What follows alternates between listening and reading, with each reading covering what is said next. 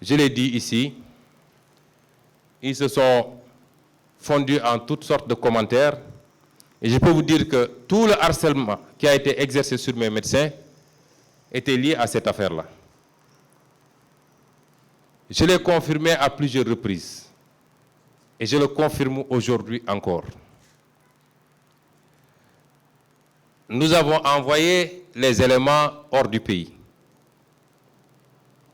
Nous l'avons envoyé particulièrement dans 2 pays, dont la France. Puisque nos laboratoires ici, non seulement ne peuvent pas le faire, mais le problème, il est plus compliqué, c'est que même les laboratoires ont été convoqués à la sûreté urbaine. Bio 24, etc., ils ont tous été convoqués pour leur dire, est-ce que vous avez reçu des échantillons pour analyse? Vous comprendrez bien que si on avait envoyé ces échantillons ici, on n'aurait jamais eu d'analyse. Et ce que ces analyses ont révélé, puisque nous l'avons envoyé à un laboratoire d'expertise toxicologique qui s'appelle Expertox. Vous pouvez entrer sur Google, vous verrez que c'est un laboratoire sérieux. Et ce laboratoire a conclu à la présence d'un produit qui s'appelle dihydroxy 1. Il y a 2.2 dihydroxy 1 plus phényléthanone. Vous savez, les noms scientifiques là, c'est compliqué. Phényléthanone. C'est ce qui a été retrouvé dans les habits que je portais ce jour-là.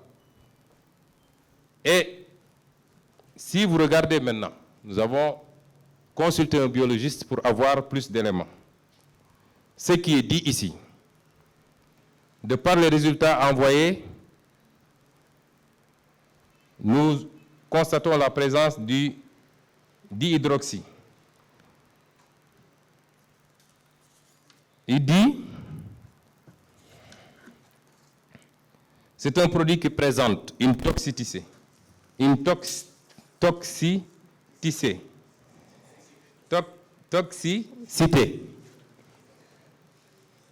2 points. Intoxication aiguë en cas d'ingestion orale, 100%.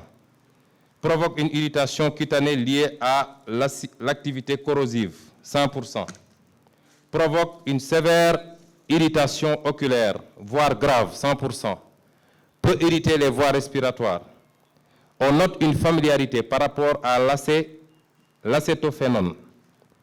Donc, il est possible, de par le contexte que vous avez expliqué, que le produit initial soit un dérivé, notamment le chloroacétophénone, communément appelé gaz CN, qui est un gaz anti-émeute, qui de plus en plus est remplacé par le gaz CS ou les dérivés du capsicum à cause des effets toxiques qui peuvent être néfastes.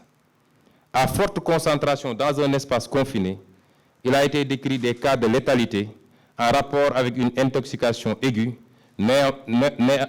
notamment le décès survient dans les suites immédiates de l'exposition avec des lésions d'œdème aigu du poumon, voire d'hémorragie pulmonaire.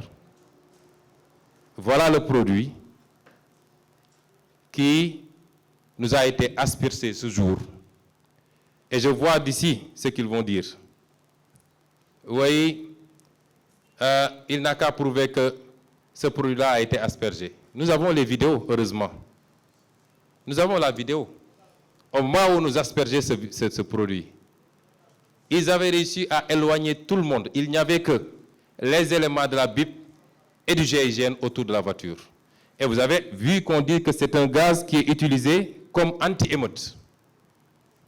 Qui peut utiliser un gaz anti-émeute ici? Qui dispose de ces produits toxiques ici? Vous croyez que ça court les rues et que le citoyen lambda peut l'avoir? Quand ça se faisait, il n'y avait que les éléments de la police et de la gendarmerie nationale autour de la voiture. Personne d'autre. Et la vidéo, elle est là. Nous l'avons bien sécurisée. Puisqu'il y avait Ndeye Fatou Mbodj à l'arrêt de la voiture et qui filmait. Ça s'est fait devant des témoins. Guy Marius Sagna était là. Jacques Diop était là. Ndeye Fatou était là.